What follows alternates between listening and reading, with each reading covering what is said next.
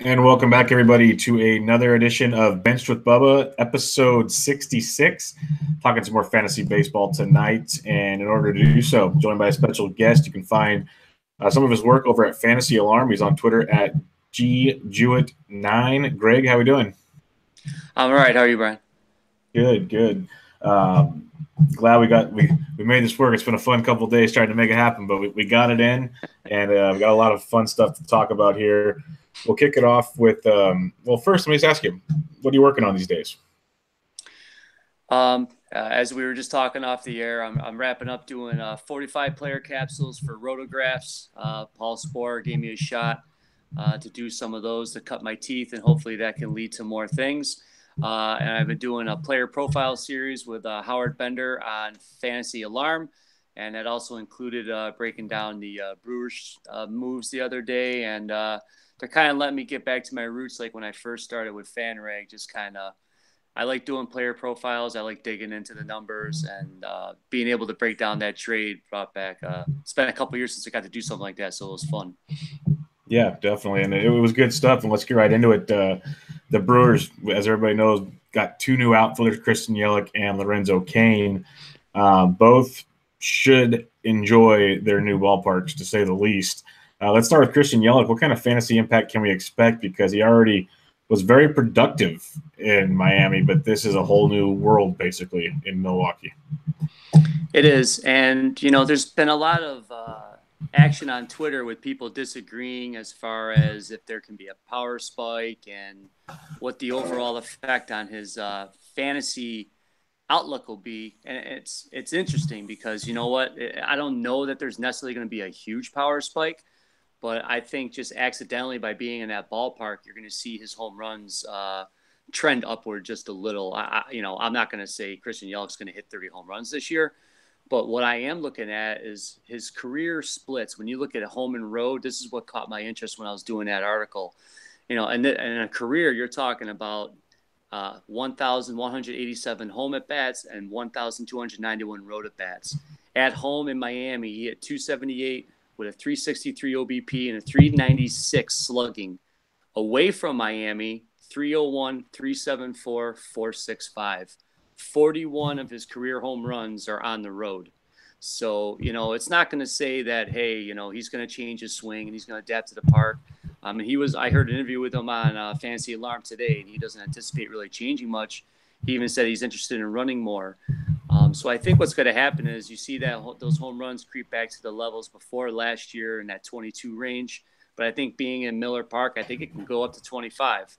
And if he swipes 20 or more bags, that makes him more interesting. Where I think it could have an impact most is on the RBIs, because if he ends up hitting first or second, the RBI number is going to drop down as opposed to driving in Giancarlo Stanton and D. Gordon. True. And I think one of the major impacts I see is those stolen base numbers. We know Council loves to run, and that's one thing they do a ton in Milwaukee. And obviously, like you mentioned, the ballpark shift and all that good stuff. I see a 2020 guy with potential for 25-25. What are you thinking? Yeah, the 25-25 number was what I was thinking I was going to quote, and Bowden even said that to him on the air, and Yelich said, well, I'll see what I can do, but it was kind of funny. He was very humble and a nice kid to listen to in an interview, so it was fun. So I definitely think 25-25 is within the realms. I think you can see the runs repeat at 100. I'd be more willing to bet on 100 runs than 81 RBIs this year. I don't know how you feel about that one. Yeah, I'd probably say 100 runs because they're expecting him more towards the top of the orders. Like you said, he's not going to have those pieces to drive in with the Stantons of the world and everything. So, yeah, I could definitely see him being more of a run producer, table setter for the Bronze and Thames of the worlds and everything. Mm-hmm. So, definitely with you there. The other piece of the puzzle they picked up, they signed Lorenzo Cain out of Kansas City to play center field, possibly table set with Yelich for the big boys. He is older, obviously, than Yelich, but still has some good years in him, and we're only worried about this year. So what are you thinking about his fantasy value? I think anytime we're talking with Lorenzo Cain, it's just a matter of health. How many games he's going to give us. I mean, his huge season with the 101 runs and 16 home runs and 28 stolen bases was monstrous a couple years ago. Then he befell to injuries, and then last year he had that nice bounce back, huge second half. I remember I traded for him in a league down a stretch, and he really helped one of my team chase down some key categories. So he's another guy who's going to benefit. Kaufman's not a great ballpark for offensive categories. Locane going home, and I think the 5-year deal kind of drove it home for him. And the same thing, we're really curious to see what Craig Counsell's going to do. What's he doing with that lineup when he's at Can you imagine being Craig Counsell sitting at the bar and you see those two trades coming across the screen? You're grabbing a napkin and you're going to start toying with stuff. So is he writing Kane, Yelich, Braun? Is he writing Yelich, Kane, Braun, Santana? What is it going to be, a fluid? So a lot of it's going to depend on all of those the same things that affect Yelich. But obviously it's going to put an uptick in the Kane's numbers for this year, and his draft position, I think you're going to see a bump soon. Yeah, I think it's going to be really interesting to see where he puts him because, like you said, that'll make a massive fantasy impact, obviously. But if you say you slug him in at the 5th spot, well, now he's a run producer in that offense. Mm-hmm. But you put him up top, now he's a table setter. Like you said, it's a good luxury for Craig Counsell to have to be able to put these pieces together and figure everything out. But we know for now, and you said is he going to stay healthy? How many games am I getting? Because if you get the games from Kane, he's going to produce more often than not. He's going to hit for average. The power, it's fluctuated, but, ballpark shift's going to be very nice. And he still can run right now. He's not, he still can put some stolen bases out there. So I think he makes for a much more appealing piece. In recent years, you could get Kane as your 3rd outfielder, sometimes 4th, depending on your league. He wasn't going like crazy high most of the time. I think he's going to get bumped up into the 2nd. When you're looking at not second round, 2nd outfielder tier, when you're looking at Yelich and Kane, where do you expect them to go now with these moves? I haven't done a mock since the deals, although I told you I was going to dip my toes maybe into the NFBC waters soon. I think Yelich is going to see a round bump up. I think people are going to be willing to pay the tax, even though there's a lot screaming not to. I think Kane will probably move up by a round or so in ADP as well. But I think people are less hesitant just because of the injuries past, and people might have been burned by that. So people have a long memory in fantasy. So it's always interesting to see some guys you can always get a bargain on just based on some of the factors. That's true. The elephant memories that some of these fantasy owners do have, that is so very, very true. Now let's shift over to a couple player profiles you've done recently, and one of them really, really has my attention. I think I've asked the last 4 guests I've had about Mr. Ozzie Albies, because there's always the helium guys in a draft season, and Ozzie Albies so far, in my opinion, is one of the leaders in that clubhouse right now. He had a great second half with the team last year. I'm a DFS guy a lot of the time with season long, and he was great value, and not many knew about him then. He produced. Now everybody is drooling to take him this year with a full-time job. What are your expectations from Ozzie Albies? What is what everybody's saying reality, basically? Well, it's a dual-edged sword, because you don't want to get caught into that helium hype, but then at the same time, do you pass up on somebody? I remember years and years and years ago, I was in they had me take over a vacated team in an AL only league, and it was when Mike Trout was just coming off of his rough debut, and he was one of the pieces on that team, and it was like, okay, so do I keep this Trout and take a chance, and that year it was Ron Chandler was sounding the drum, you can't pay first round value on Mike Trout because he'll never repeat it, and blah, blah, blah. But I kept him anyways, and it worked out. But you get deluged with all this information, and I think you just got to trust your gut. I kind of like the kid. I like the stolen base upside. And what I liked, the fact was, if you remember back when Bregman made his debut and he started out 1 for 20, and then he turned the corner and started to hit. Albies did the same thing. He started out 8 for 47, hit 170 in his first 2 weeks in the majors. And then he hit 318 his last 43. Now, obviously, I think 318 is unsustainable. And I think there's always regression and worry about the sophomore slump. And pitchers are going to get the book and they're going to work them differently. But there are a couple of factors that do help Albies. His home ballpark, and he's going to be hitting in front of Freddie Freeman, so he's going to see fastballs. So hitting second in that lineup's not as bad as people make it out to be, and I think that makes him. We wanted to say he was going to be sneaky, but he's not going to be anymore. And then the best part, he went 29 for 32 across both levels last year, stealing bases. So if you can get a middle infielder right now that can possibly, I think the biggest pullback might be in the power. I was surprised when Zips said he would still project to 15 home runs. I found that encouraging. I don't know, because he's kind of growing into his power. I'd be willing to pay for 12 home runs and 30 stolen bases, and I'm thinking 275 average, but if he hit 285, it wouldn't surprise me. Yeah, that's what I'm looking at. I was looking to draft Albies for the steals, decent average, and you expect you can kind of maybe sneak a guy like that mid-teen rounds or something. That's not happening. That's not happening anymore. This guy is going early, and we're going to talk about his ADP later, but he's going crazy early, and maybe rightfully so. It's funny. You have the diehard Albie fans already that are like preaching from the rooftops for him, and then you have the kind of not a chance guys. And I'm more old school where I'm going to take my gamble on stuff later in the draft, not early in the draft. And to me, he's going too early, and I wanted pieces of Albies. I don't think I'm going to have pieces of Albies. Like I say, he's going around the 10th round now in, say, 12, 13 teamers. How high do you think his helium is going to go? Because it seems to keep moving. I know you haven't done a lot of mocks. You said just out of a guess, what would you think? Well, it's funny because I didn't really target them, but I ended up with them in the two writer mocks I did earlier. I'd already done. I ended up with Albies in both of them. The second one I got him at pick one. Wait, I'm trying to think. Crap, I wrote it down somewhere, but I misplaced it. I believe I got him in the 9th or 10th round in that one, but I needed speed. So it was at a point where it was like, okay, I've got to get some speed in this round. So I said I'd rather get a guy that I think could get to 30 as opposed to getting somebody that I'm hoping gets to 20. So that kind of forced my hand a little bit, because where he's going right now, I think you can get a great bargain on Ian Kinsler, especially going to the Angels. That's going to run a lot. Yep. And he's a much more proven commodity. So, and he's still going to get runs in that lineup. So, I mean, I don't think he's a 240 hitter. So, you can definitely make the case to wait and get Kinsler a couple of rounds, especially if it ends up being a 3-4 round difference. I think you can definitely state that case.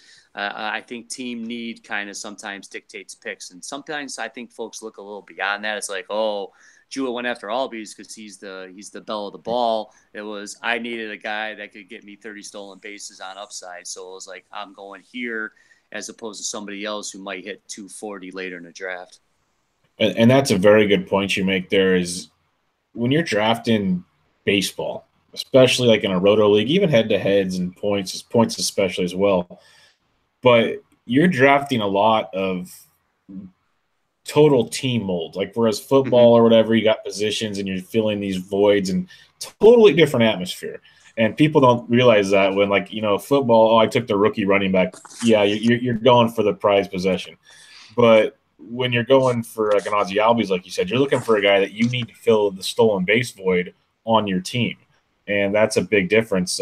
So I'm curious to where he's going to go. He's around 150 right now in the NFBC. And like you said, I love that Kinsler call. He's a guy I've targeted later. You get him at 193 right now. It's like you get, or like a Cesar Hernandez is not as good, but you can get him almost 100 picks later. So there are ways to work around it.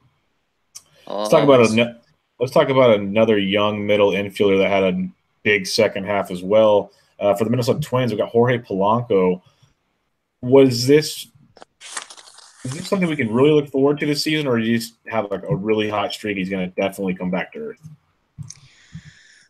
What I like best when I was researching the Polanco write-up was I didn't catch it as much last year during the season, and I think maybe I missed it. But the new batting coach on the Twins really has these young guys' ears. He talked to Polanco. Polanco was in a really, really bad slump, and he was talking to him about being more selective, getting pitches that he can hit and do something with, And I think it was right about the start of August when he started going on a tear after he worked for the coach for about 2 weeks on changing his whole approach. And that's when he just took off. It's funny because he was like a fringe guy. He kind of was on people's radar a couple of years ago, and then he flamed out, and then everyone kind of brushed him aside. And now he's starting to do something. So again, just kind of like Albies, you're getting two sides. It's the, hey, Polanco's a sleeper. He had double digits in steals and homers last year. I think he can add to it. And then you got the people going, it was fluky. He's the guy he was a couple of years ago. Move on, and there's nothing to see here.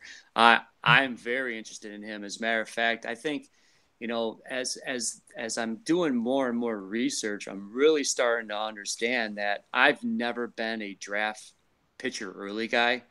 I'm one of those dinosaurs, and, Ray Flowers it'll be on his tombstone that he's not going to pick a pitcher before the ninth round. But if you're going to go in an NFBC draft, you can't do that. It's just the market doesn't allow you to make that happen.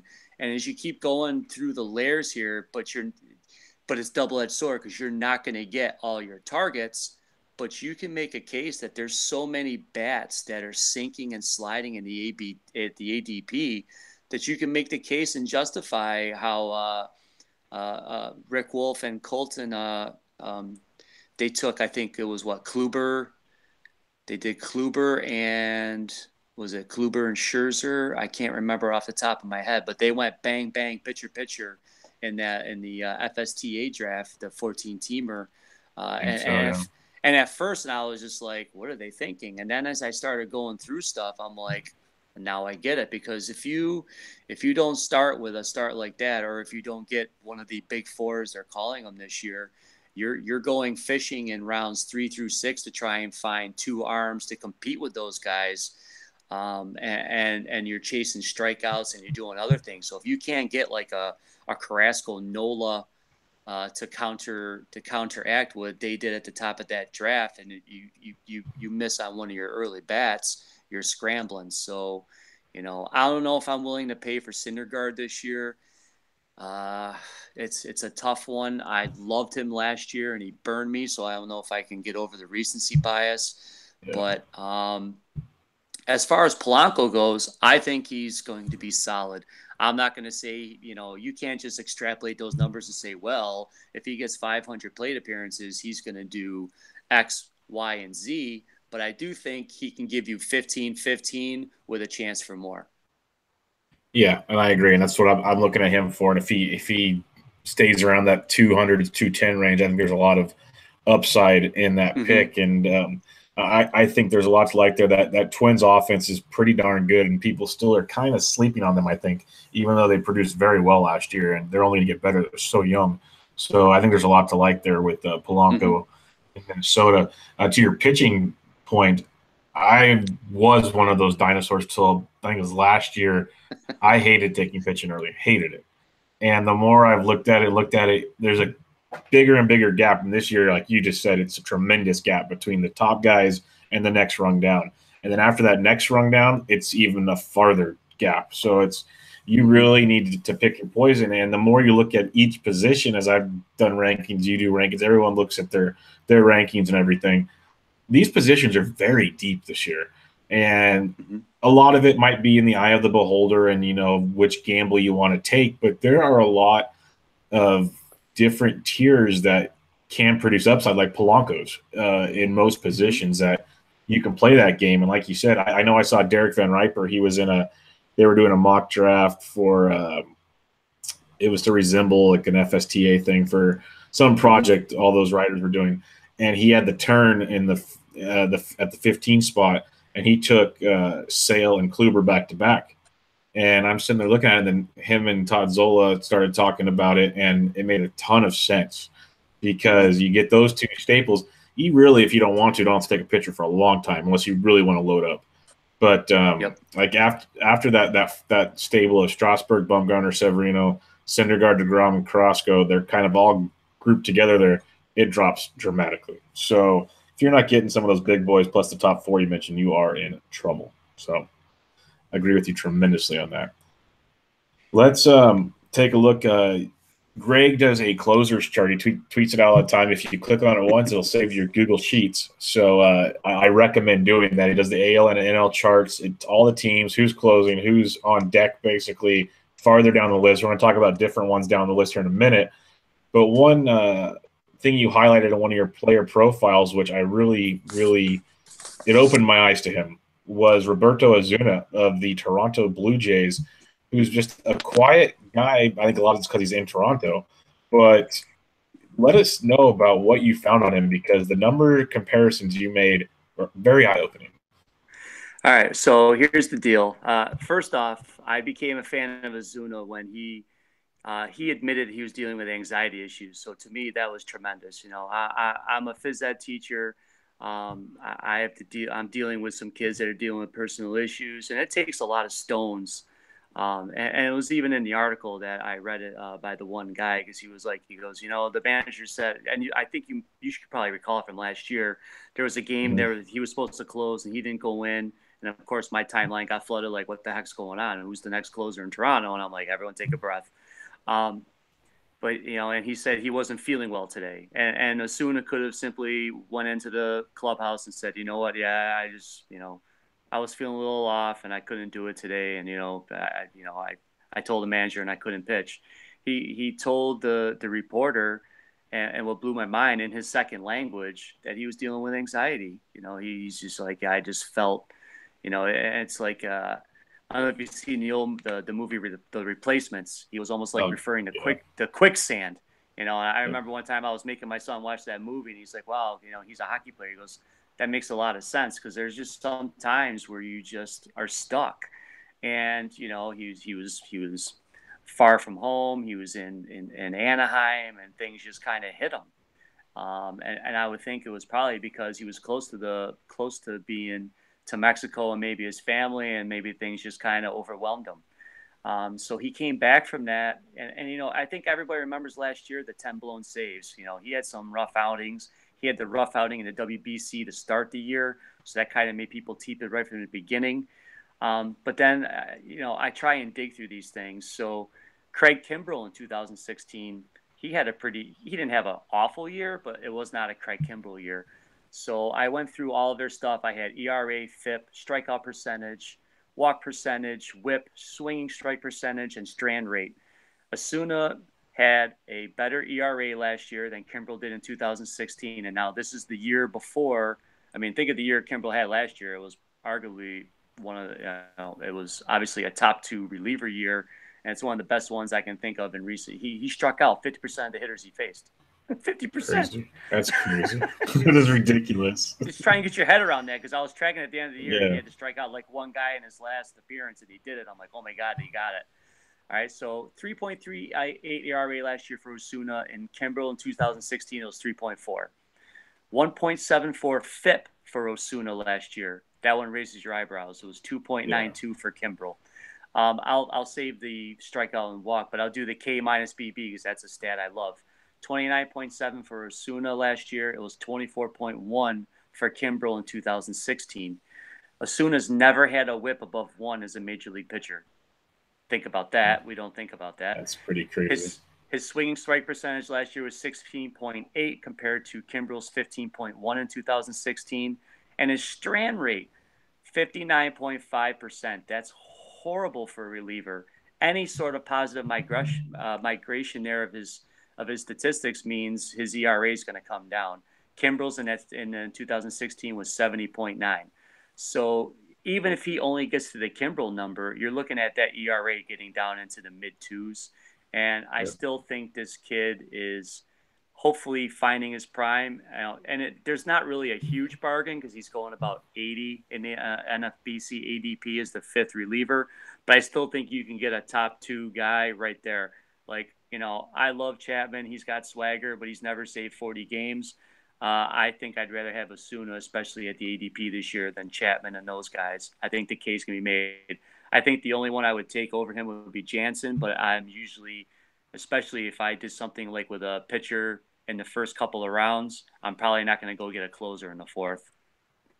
Yeah, no, and that's why I really wanted to talk about Ozuna here, because if the way things are looking, like we said, you're going to have to take starting pitching earlier than you usually would like. You're not going to want to waste another early pick on a top-end closer, as good as they may be. Jansen's the only one, like you said, where I can kind of wrap my head around, because his numbers are freakish and they're consistent and they're game changing. Like, as a Giants fan, it pains me to watch him enter a ball game. It's just ridiculous. But yeah, Chapman's got his issues, and Kimbrel really, really good. No disrespect there, but if you can wait a couple rounds or something and get an Ozuna then, and like last year I was big on Cola, man. We're going to talk about some guys that you can get later. Just those couple rounds from a Chapman to an Ozuna can be tremendous. And you say, like, if people don't really understand the advanced statistics a lot, that's fine. But go look it up on Fangraphs. They have the definitions. His ERA is 3.38 last year, and you said his FIP is 1.74. That is a gigantic gap on what reality should be. and those numbers are going to meet somewhere in the middle, and hopefully it's a good one. And here's one for you. So if you're not an advanced stat guy, he had 39 saves last year. 26 of them were clean. Yeah, that's very, very unreal these days. And 8 of them he struck out the side. That's pretty good. Well, and for a guy that had a rough year, like I have his baseball reference page up right here. So he had the 3.38 ERA last year. His previous 2 years, 2.58, 2.68. Take that all day long. Give us that. Like you said, last year he only had 9 walks. He had 14 and 16 the previous 2 years, while he increased his strikeouts each year. Like, everything you're saying, I never would have looked into him until you brought him up. Like, these numbers, that's why I love the community we're in. We can all talk to each other and figure this stuff out. But this is ridiculous what he can do. A whip of never above 1. People need to really – people understand how good that is now. Just look up what the definition of whip is and what that means to a pitcher. That is ridiculous. And that helps your team. So if you've got – 2 good pitchers at the top and you got Ozuna as your top closer, you're really helping your ratios out.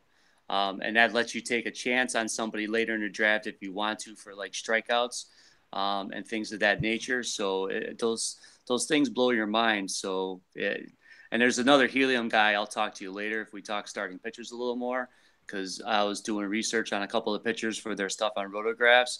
And the similarity, I'm going to tweet it out tomorrow. Maybe this will be the teaser moment, but it blew my mind. I'm like, if these guys are so similar, I'm not paying the price on them. We will definitely get to him later. I just wrote a note down. We will talk about him.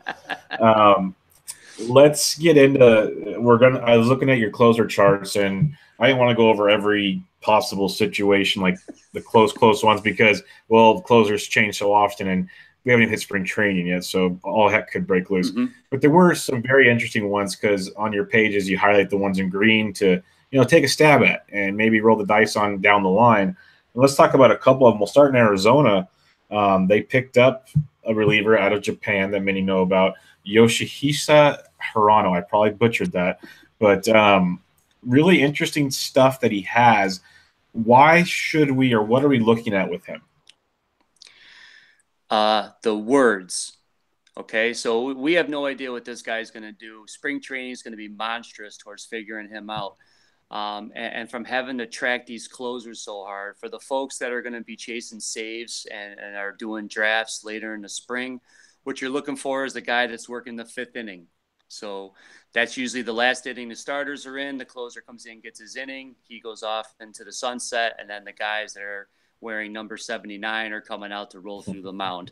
So, but here's the thing. The beat writers keep saying that the quotes from the front office are, he's someone we're taking a look at. And teams kind of give you the hints. So I love Archie Bradley. I sounded the Archie Bradley drum all last year. I tweeted pictures of him looking like Yukon Jack. I think he's a cool guy. He's arbitration eligible this year, and I think Arizona, as we all know, is trying to save a lot of money. They can't shed that Greinke contract. They're not looking to pay people. That's why they haven't signed J.D. Martinez. They don't have that money available. You think they're going to go let Archie Bradley get 35 saves and have to pay him top dollar? Absolutely not. That's a great point. They're going to bury him just like the Yankees did to Dellin Betances. They're not going to give him that money. So, Bradley might get disgruntled this year, but I think he's a pretty good team guy, so I don't think that'll be an issue. But I think there's going to have to. I think our import would have to flop. I think Boxberger would have to flop, and then it would have to be Archie Bradley. I think they keep adding to that bullpen with all of these weird people. I mean, didn't they just sign Neftali Feliz, for God's sakes? Yes, that was ridiculous. They're throwing anything at the wall to see if it'll stick, just to make sure that they don't have to pay Archie Bradley. And it stinks because I took Archie in my first mock draft, and the draft room's, oh, that's a great pick. And then I started thinking about it. I'm like, you know what? I don't know if they're going to do it. I don't know if they'll let him do it. They might let him get like a 2-inning save every now and again if they don't want to turn it over and he's grooving. But that's the only thing that makes me nervous. I like Archie Bradley the best in that bullpen, but I hate his situation the most. Yeah, and that makes a ton of sense because, he is their best piece. And Boxberger's good. He had his moments in Tampa Bay, regressed a little, but closer-wise, Bradley should have the best stuff in that bullpen.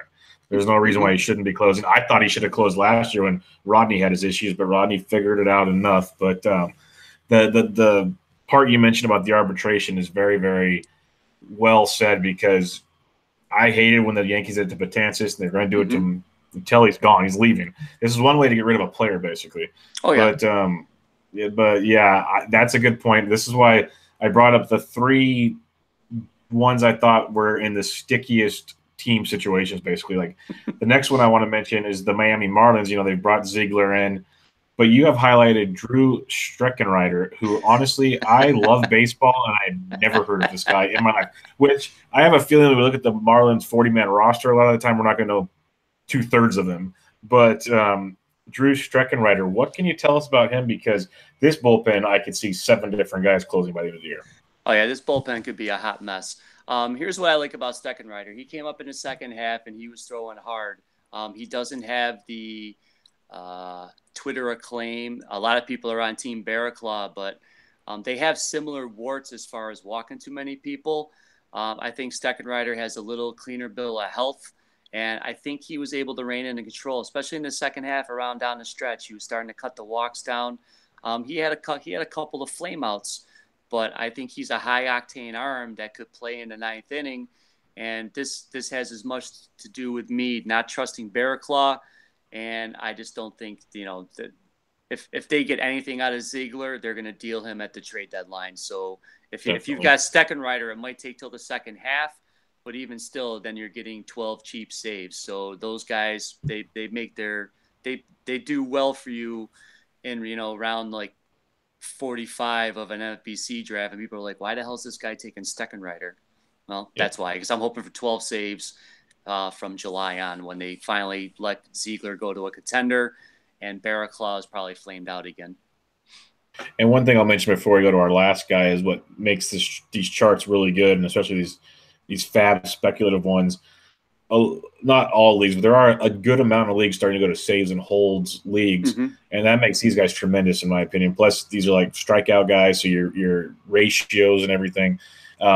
With as messy as the closer situations are around baseball, outside of the top ones we kind of flirted about earlier, sometimes it's better to take guys like this that they might not get you the saves, but they're going to help you in every other category. So definitely, he's a little bit of a he could be a little bit of a whip risk, but definitely strikeout guy. So, he'd be like a poor man's Tommy Conley. That's where he's kind of at in his stage of his career. But if he can take that next step and get the control down, Conley last year cut his walk rate, and we saw what happened with the 92 strikeout spike. So this is a guy that's on the precipice. I'm just hoping he can take that step, but that he's a speculative gamble that I'm definitely willing to look at. All right, let's go to the third one here. The Chicago White Sox. They're apparently going to town with Joakim Soria at the moment. We know how that's going to go. It's another, just like the Marlins. If he does well, he'll be traded. He's not going to be there. Like literally, they're flipping that the second they can. And Luis Avalon is not the next best option. So talk to us about Thiago Vieira. All right, so he's on a similar career track to another Mariner named Edwin Diaz. He was and a lot of these closers start out as starting pitchers in the minors, but they can't get a third pitch. So Vieira's another guy, high octane arm. He can hit triple digits on the gun, which is always nice because, makes us fantasy guys swoon. Same thing. If he can rein into control, he struggled with his walks when he came up a little bit, but he did adjust as the season was going on. He's a live arm. And if we can get that second pitch and we see that strikeout rate spike, I keep stumbling on that tonight. It might be because it's 1 a.m. here. But anyways, if he can take that next step, he's another person in the second half I could definitely see taking over that bullpen and not giving it away. Now, they do have some other pieces hidden away out there, and some of it's going to depend on health.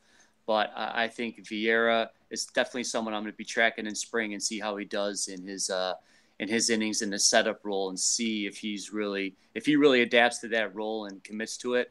I think he can definitely take over that mound. I like that Edwin Diaz comp because he had a rocky year last year, but his stuff is phenomenal. So Edwin could be one of those bounce back candidates, really, in my opinion. That we could see having a good splash this year. Before we move on from relievers, because pretty much every team's got a question mark for the most part, are there any other guys or situations that intrigue you that you're really keeping a close eye on this spring? Yes, I want to see how the Braves use AJ Minter this spring.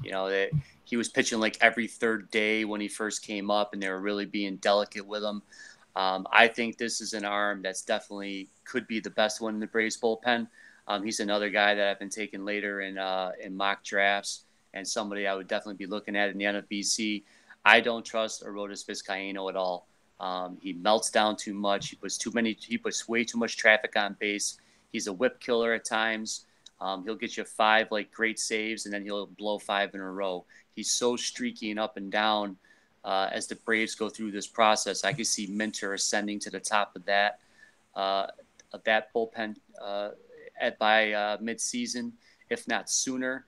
It'll be interesting to see. And who the hell is anyone going to draft an Angel closer this year? I mean, Mike Scioscia, who is the Angels closer this year? Mike Scioscia is the source of more gray hair for me through the season than any manager I can think of. And you know what? He might be ahead of the time because he just puts in whoever he thinks is hot. But for me to try and say who the closer for the Angels is, even on a day-to-day basis, much less week-to-week, oh my Lord, he's a killer. Yeah, everyone's claiming Blake Parker, but really, to me, he's not the best option there. But I'm not the manager, so I don't get that decision. It's just, yeah, Scioscia. And I can go on a rant about Scioscia for a while. As good as he's done, for the fact he's kept his job this long, is amazing. Just absolutely amazing. We're talking over a decade. He's approaching 2 decades pretty soon. It's crazy in this day and age. Before we do the ADP talk, who's the helium starting pitcher? Okay. So as I'm doing my thing for Rotographs, they gave me 45 guys, and some of them, 3 of the guys are playing in Asia right now, so that kind of tells you where the part of the barrel I was getting my names from. But I got a couple. I got a couple of nice ones. So, and today I don't know why, and it's weird how things happen. So I was working. I was trying to get like 5 done a day because they gave me 45, and they're due tomorrow. I've got 41 out of 45 done. I only got 4 left, and I've got Tommy Conley prep. So that's why I was able to pull that 92 strikeout stat right off the top of my head because I was researching them before I left school today. So one of them is on your beloved Angels, and one of them is on the Cardinals. They had almost identical swinging strike percentages. Their ERAs were almost in line. The player on the Angels had a much higher FIP. They both tend to be fly ball pitchers. And one will cost you probably a 6th round pick or higher right now, and one probably won't get drafted, maybe at all. The Angels guy won't get drafted at all.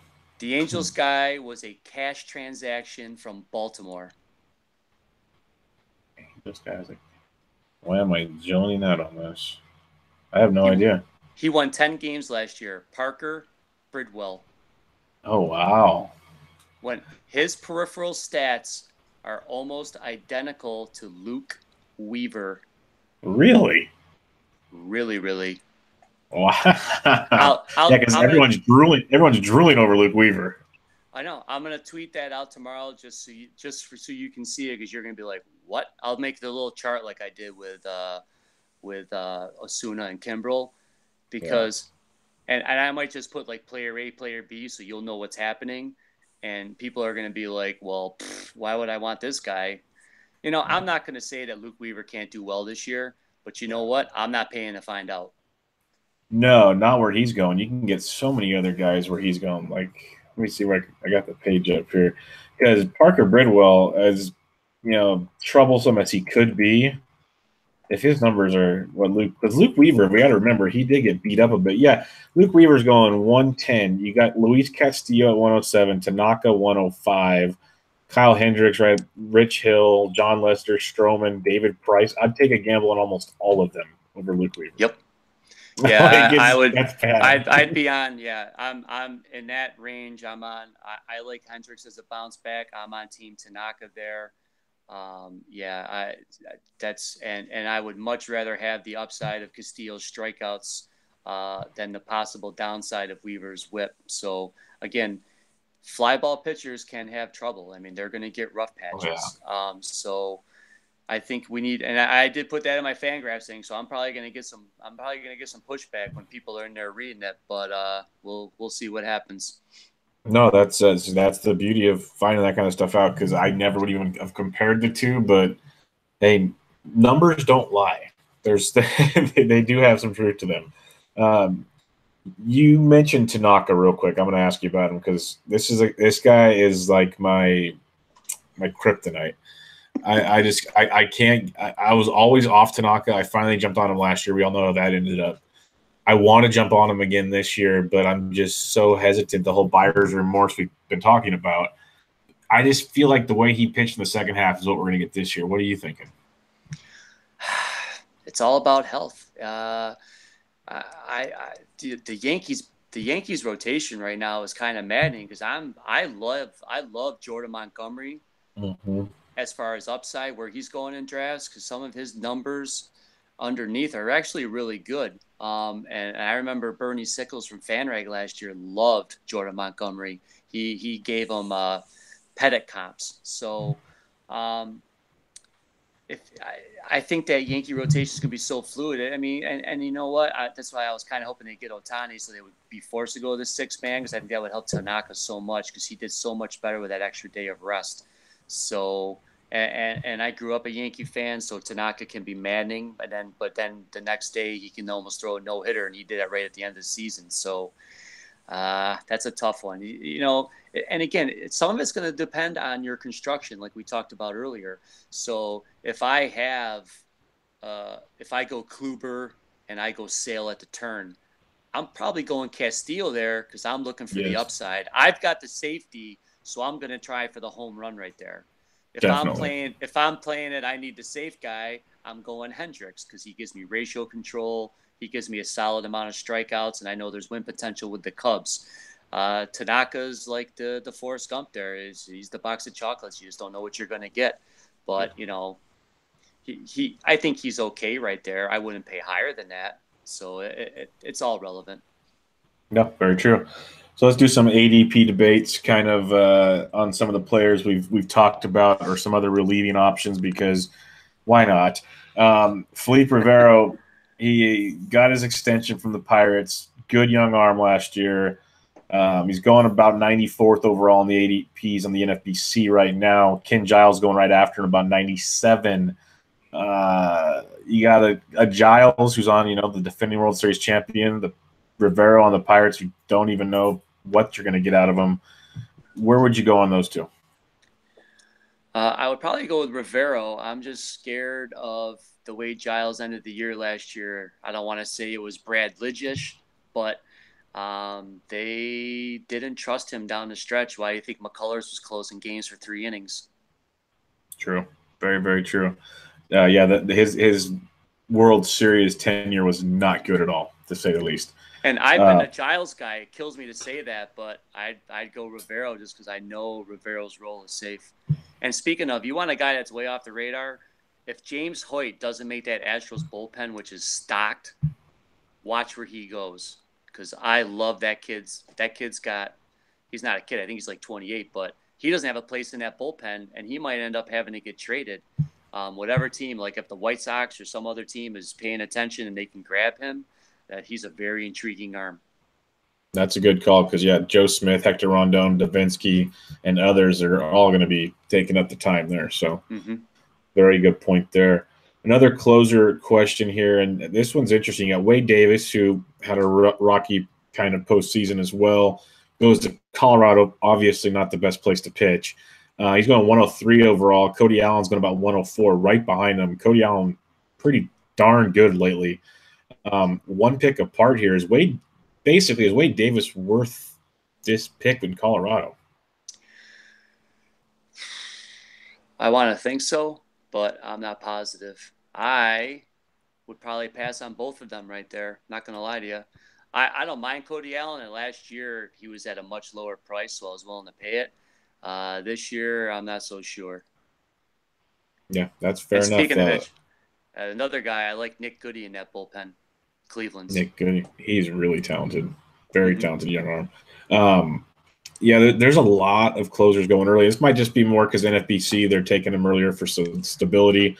Once Fantasy Pros kind of gets their conglomerate ADPs out here pretty soon, they'll probably get some better idea of where things are going. Last closers one I have for you here. This was my sleeper darling last year, and he was tremendous. Now he's not a sleeper anymore. Alex Colomé for the Tampa Bay Rays for now with the Tampa Bay Rays. He's going 116, and you got the recently extended Brad Hand from San Diego going 117. Hand's really, really good, no doubt about it. Colomé showed how good he can be. Who do you prefer out of the two? I think they're almost a push. I might go Hand just for the extra strikeouts, but I'd rather have either one of those two than the two guys you just asked me before that. I completely agree with you because I feel like if you're not getting one of those top ones we mentioned, it's almost time to drop down and just take a couple later type thing. All right, let's go to the second base position. We talked about Ozzie Albies earlier. I mentioned he's going about 148 overall. Right next to him is a second baseman I really, really like if they give him the playing time, which is questionable, being at Ian Happ at 141, so about 7 picks sooner. Would you rather roll the dice on Happ or stick with Albies? I'll stick with my Albies guy just because I'm looking for the stolen bases. I can probably find the power elsewhere, but I do think Ian Happ's a little overlooked by many people. I think I actually get to do a profile for him coming up soon for Fantasy Alarm, so I'll definitely look forward into digging deeper into him. But, yeah, I think he was an overlooked commodity last year. Just he's got to make sure he's got a path to at-bats. That's my biggest concern because can't remember who was tweeting about it. They had like a 3 or 4 tweet thread about it. He was the Cubs' best statistically defensive outfielder on their team, let alone the way he swung the bat, and he still couldn't get regular at-bats. So you have Albies at 149. You already mentioned Kinsler, who I do love, at 193. Would you rather have Albies at like 150 or Jonathan VR at 190 if you're looking for steals?